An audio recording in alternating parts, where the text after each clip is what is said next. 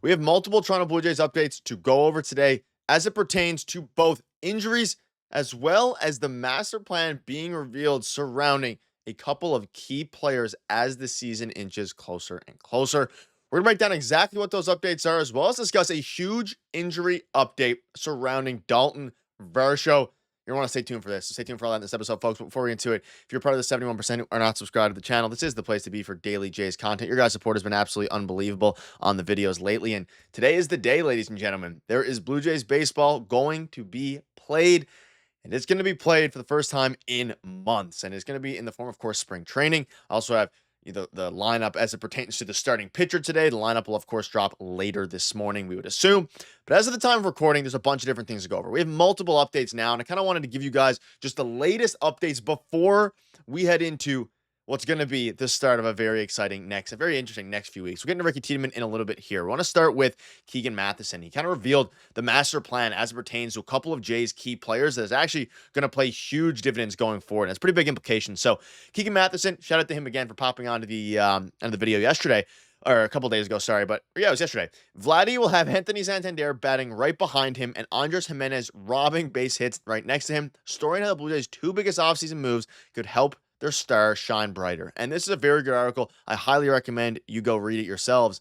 But I'm going to take some interesting points from it because we finally heard from John Schneider regarding the Jays' actual plan as it pertains to both starting lineups and what their spring training kind of plan is as the regular season starts to get underway over the next few weeks here. About a month and a bit away till regular season, of course. So the Blue Jays are hoping to strike that sweet spot with Santander and Andres Gimenez, two of the headliners. Everything within this organization comes back to Vladdy as well. And this second paragraph is the interesting part. Santander is expected to bat right behind Vladdy in Toronto's lineup, likely taking the number 2 and 4 spots on a nightly basis, while Gimenez will be to Guerrero's right in the infield. Guerrero is a star all on his own, but there's always room for a little help. And something that hasn't been talked about a lot because it's been lost in the free agency, the Jays, being in on all these different free agents, was the acquisition of both Andres Gimenez and Anthony Santander. And it seems that Santander is going to be batting after Vladdy, right? So you're going to have Vladdy at the 3 spot, and of course, Santander in the 4 spot, you would assume. Okay. So that's obviously big news. And we'll have some quotes from John Schneider in a minute here. But also the Andres Gimenez addition isn't getting talked about enough. He's a phenomenal player, right? He's a great defensive infielder. If he can come back to the mean of being an average bat, he's going to be huge. He's going to be huge for helping Bichette grow in the infield, turning double plays with him, helping Vladimir Guerrero Jr. become a better infielder. Now I'm saying that, and I know what a lot of you are thinking right now. Hey, Nick, those are both of 2 players that, of course, could leave in free agency. I get that. But at the same time, they're going to try to win baseball games this year. And as much talk as there is about Vladdy leaving, I hate the way the front office has handled this situation. Put us in a very uncomfortable spot.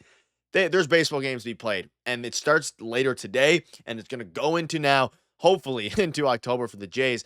And Santander's projection. So the Blue Jays didn't have that other true power threat. Tandem sluggers are a beautiful thing. And now you have Vladdy and Santander manning that power slugger spot there in the 3 and 4 spot in the lineup. And John Schneider came out and said, when you have a guy behind Guerrero who hit 44 homers last year, that's a real thing. With Vlad, you could say he didn't operate with a threat behind him like that last year and did just fine. It makes a pitcher think, okay, who do I want to beat me? Where does my stuff play better? Is it against Vladdy or is it against Tony? Hopefully that works for both of them. And I mean, Vladdy's coming off of a great season, but they never really had a big power bat aside from Vladimir Guerrero Jr., so he didn't really have the protection. We think back to 2015, 2016, José Berríos, Edwin Encarnacion, Josh Donaldson, all these different guys. The Jays offense is not on that level, but when you think of a 2-3 or 3-4 punch of Vladdy and Santander, it is hard to argue that, that's a much better punch than they had last year. And you also have Bichette in the 2 spot. Like, Vladdy, Santander is a phenomenal 2-3-4. Will the rest play up?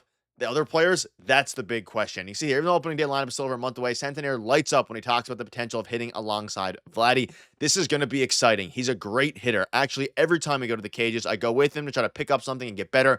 This will be exciting. And John Schneider says it will go both ways. Pitcher runner on second with Vladdy to play with 2 outs. Will he posing him on plays Vladdy, give him the free base, or handing Santander? Now, I think most of the time they'll probably rather face Santander, but if he can come out and just be a power threat, right? He didn't get on base a ton last year, Santander, but if he comes out and hits 40 home runs again, this team has the potential to have a very strong offense. And it's going to be interesting. And I also want to throw out there, Santander seems to get along very well and be friends with Vladimir Guerrero Jr. Hopefully all these different things will play into account later on in next year in the offseason and keeping him in Toronto. But I want to focus on the games and just get excited about the team we have today. And that is, of course, going to be interesting. Let me know down below what your thoughts are on this and give me some interesting projections surrounding where you guys think where people are going to bat, who's going to bat where. We're going to have videos of that, of course, as opening day gets closer and closer. And as of the time of recording for the game later today, we don't have the exact roster yet. I'm assuming Keegan said in my video yesterday that there was going to be some, of course, a lot of regulars in the game today against the Yankees. So it's going to be exciting.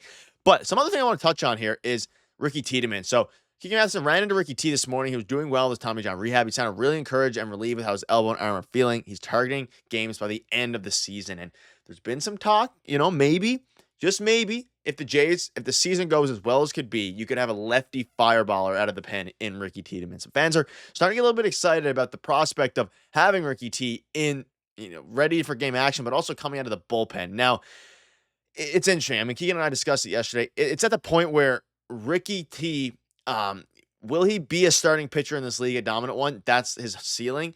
The hope is there. It's going to be interesting to see if his health can get there. Because I think at this point, he could be an elite reliever. And maybe if the Jays are somehow, by some glory, competing for a wild card spot or competing for a playoff spot in October, they can maybe bring him in, see how he does, and continue to, I guess, competing for a wild card spot in September and get into the playoffs in October. They can have Ricky Tiedemann in there out of the bullpen if things all line up. Not saying that's going to happen. There's a bunch of other players and a bunch of other factors as well. And if they get to that point, they'll probably buy at the deadline and get another lefty reliever anyway. Or maybe Amir Garrett or someone that they got Ryan Yarbrough is going to have another elite year. It's going to be interesting to see. Let me know down below what your thoughts are on that. And one final thing here, and this is a very big point because we've been talking about Daulton Varsho and how he's going to be starting the season on the injured list. Might not be the case. Keegan Matheson with some insights says Daulton Varsho is further along than expected from a shoulder injury and has been facing live pitching. And this is interesting. Keegan said it in the video. Again, I keep bringing it up because he had so many good points, but check that video out if you haven't. It's a tons of info surrounding spring training. But he said himself, if Vladdy's, if Daulton seems a little bit, he seems really good. He seems further along than expected. And if that's the case and he can be ready for opening day, that would provide just another jolt to this team. And I had a video yesterday on another player in Alex Canario, someone that I hope the Jays pursue to be a platoon guy. But whether or not Joey Loperfido starts the season in center field, I think he's going to play a big role. But having, and Springer's been playing some games in left field as well, but having Santander, George Springer, Daulton Varsho, that opening day outfield will be big. And it is also big for, Daulton Varsho. He's been facing live pitching. With the biggest thing with him, again, he has a right shoulder surgery. His throwing arm, you usually see this in pitchers. His throwing arm is the biggest problem right now. He's going to need to be able to throw to get in because that's his biggest asset is his glove. Not his arm necessarily, but his glove. And to see that he's ahead of schedule and further along than expected is absolutely phenomenal. Let me know down below what your thoughts are on that. A couple other things before I wrap up. Anthony Santander hitting behind Vladdy. This is going to be exciting. He's a great hitter. Every time I go to the cage, I go to him, try to pick up something better. It's going to be exciting, ladies and gentlemen. We saw Max Scherzer versus Vladdy yesterday. Scherzer, we get to watch Max Scherzer in a Blue Jays jersey, which is absolutely absurd. And one other thing here before we wrap up, you can see right here. So Keegan Matheson came out with the pitching plans. And you can see here, Saturday, Easton Lucas, Sunday, Yariel Rodriguez, Monday, Bowden Francis, Tuesday, Scherzer / José Berríos. And Easton Lucas is going to be starting later today, which is pretty exciting. Not the fact that Easton Lucas is starting. That's super exciting. Though shout out to Easton Lucas, the lefty. It's mainly because we get to watch Blue Jays baseball, and I suspect there's going to be some regulars in there. And also, quick update I want to throw you guys surrounding Adam Macko underwent surgery. We'll see what the timeline is. We'll have future videos on that. But ladies and gentlemen, Blue Jays baseball is back. We're going to keep you covered all spring training long into the regular season. Tons of guests coming on. This is the place to be for the best and daily Jays content. So make sure to hit the subscribe button. We'll have a video for you later today following the game for a post-game reaction. So stay tuned for that. Cheers.